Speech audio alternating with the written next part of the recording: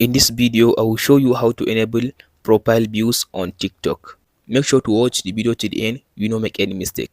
After you open up your TikTok, all you have to do now, tap on this profile at the bottom right side. After you open up your profile, as you can see now tap on this I section. As you can see now here is the list of here is the option. Now you can be able now to see whoever now views your profile on TikTok. Now my own is turned off, that's why I can't be able now to see the list of the people.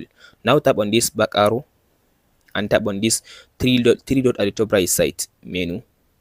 Now go to settings and now go to this privacy.